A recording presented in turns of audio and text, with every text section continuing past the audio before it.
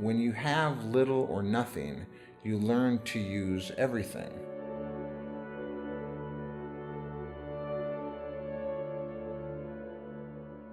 When you have little or nothing, you learn to use everything. Hello, everyone. I'm Frank Latona, back for another episode of Peace Only Podcast. That's the voice of agriculture volunteer Dave. Good advice for a Peace Corps volunteer. Dave heard it from one of his favorite staff members here at Peace Corps Senegal, Etienne. But at the time he made that comment, Etienne was talking about Senegalese people, particularly those in rural places where resources are scarce. But for Dave, it stuck. He's applied it to his service in ways he never imagined. But before we get to that, let's introduce Dave. I am a grizzled old warrior poet. No, I'm 57 years old. He's been serving as a sustainable agriculture volunteer in the Kaffrine region since late 2016. Being in a tiny rural village for so long has meant that Dave has had to be resourceful. I've always prided myself on being the MacGyver type guy. But he's never lived in a place quite like this. In my village, there's a saying, if you don't grow it, you don't eat. Like many volunteers in Senegal, Dave has no access to running water or electricity in his village. But he does have a lot of stuff. Little odds and ends that he brought with him to his village. Cornucopia of crapola. And nowhere to put it. There's no furniture. We don't have furniture. We have metal trunks. So, Dave decided to make something from nothing. With finifer and sticks, I made shelving that hang from my ceiling. And then I made, out of old mixing bowls, these metal mixing bowls. You'll find them when you walk down the trails. You always find one or two that have a hole in the bottom. And once they have holes, they're useless. So I took 3 of those, and again, with rope and wire, I made kind of like, how you used to have the hanging potted plants in the 60s and 70s. Well, I remember it, but I don't know if you remember. But in the 60s and 70s, but I made it as tiered, like 3-level tiered, and that's for like my medicine and my shaving kit and everything else like that.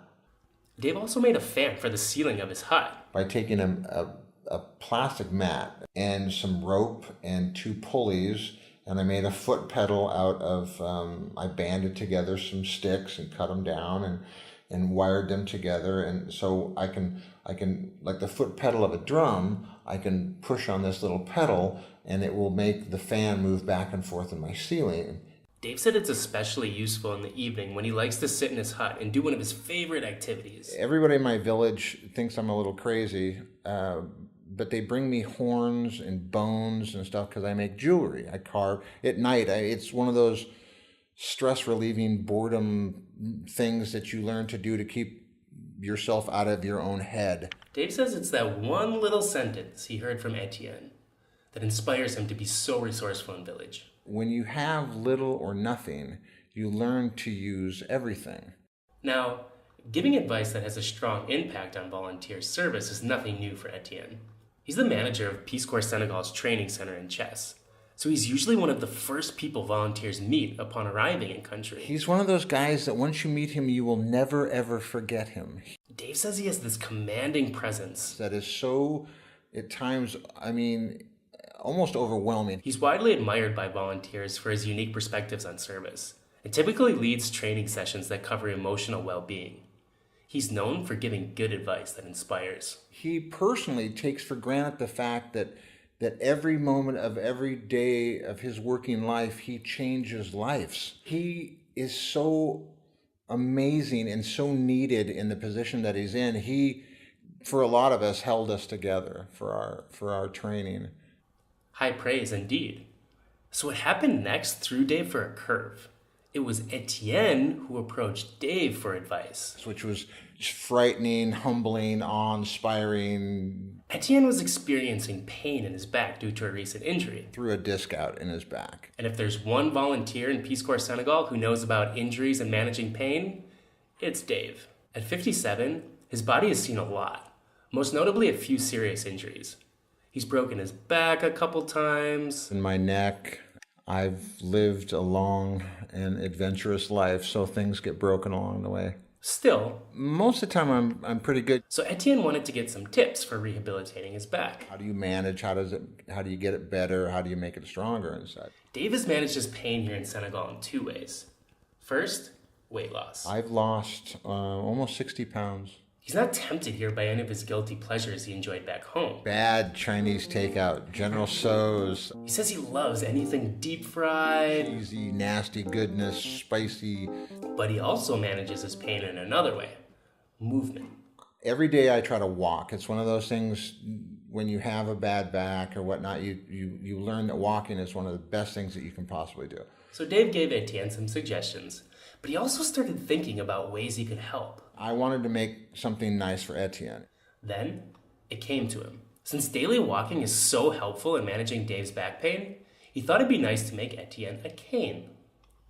But living in a small rural village, supplies are limited. You can't go to Home Depot here. So one day, Dave was walking along the outskirts of his village. And I found a leg bone of a bull.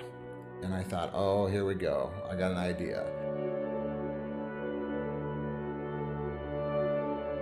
What if there was a way that he could help Etienne while also showing him what an inspiration he's been to his service? So he's got this bone, I cut it down to a little less than a foot long. and I hollowed it out. The bone would act as the cane's handle. Then, he needed a piece of wood for the actual cane. And I found the perfect stick. It was straight, but it wasn't roundish. It was a little kind of oblong. So I brought it home. So Dave is sitting there with this bone and stick, and he wants to put the two pieces together to make the cane. But once again, he remembers, You can't go to Home Depot here. for Dave, the nearest town with ample supplies is far. For me, it's an hour-long charrette ride. And you've got to find the right shop with the right supplies, They're, trying to haggle for prices. and another hour ride home. So I sat with this piece of wood and I sat with this bone. And he looks for items laying around his room and realizes I had about 6 inches of a hacksaw blade, a fingernail file, 2 pocket knives. and a little piece of sandpaper.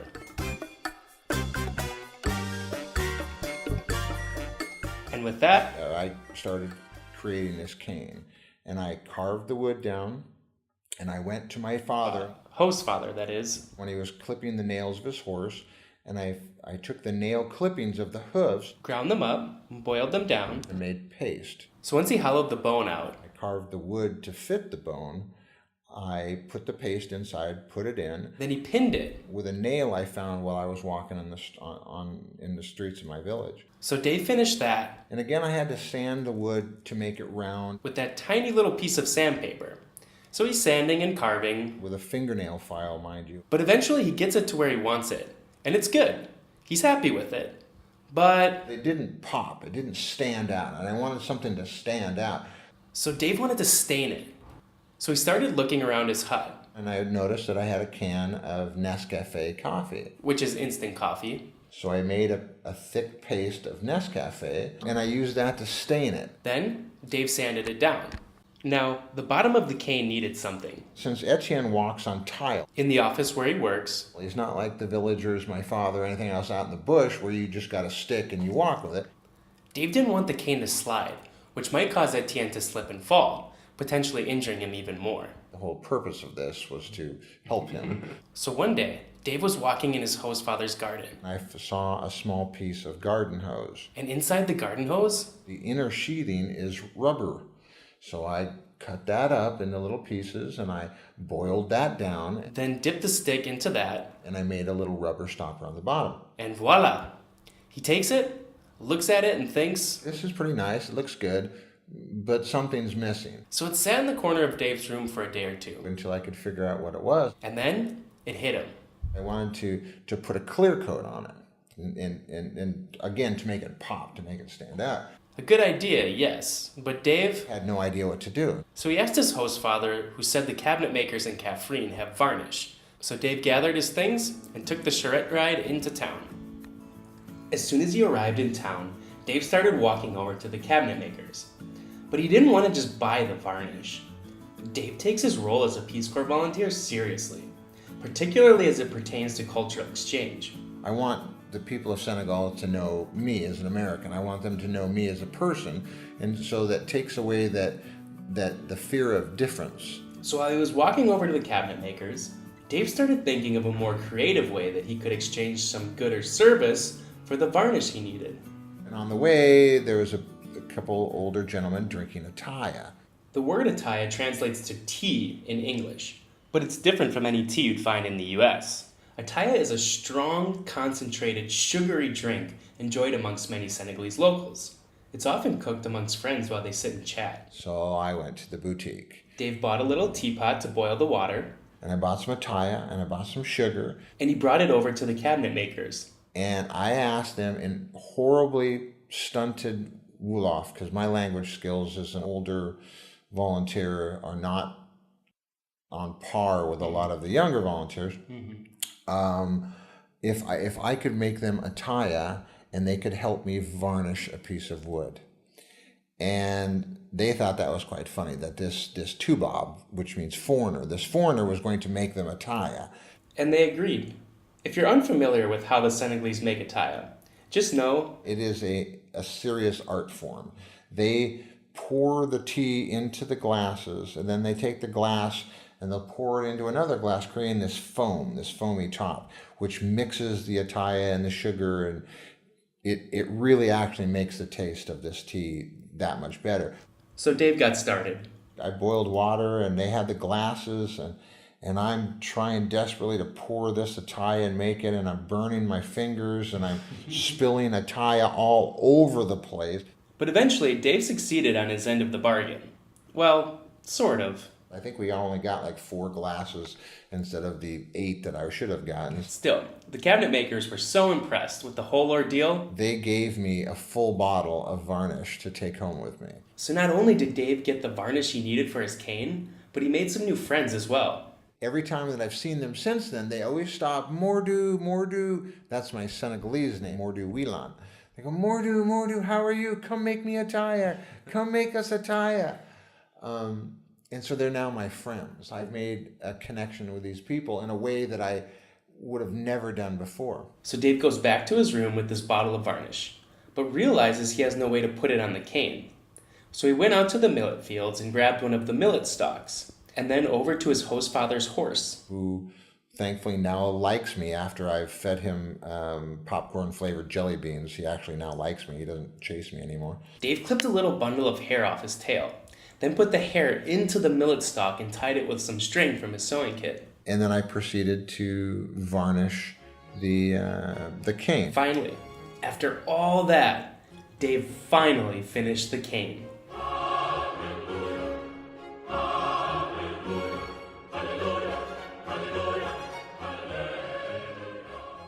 He made the long trip to Chess to give it to Etienne, but unfortunately he wasn't there. So I put it on his desk and I left a note. And he goes home. A week goes by, and one day, while Dave's in his village, he gets a call. It's Etienne. He wanted to thank me so much. And I said, no, you don't get it. I said, I didn't do this for thanks. I didn't do this for anything other than the fact that I wanted to remind you of something that you told me. And how, once again, one more time, you have shaped and changed my life without even realizing it. Just this innocent statement has literally made me think of things in a whole new light. But that when you have little or nothing, you have to learn to use everything.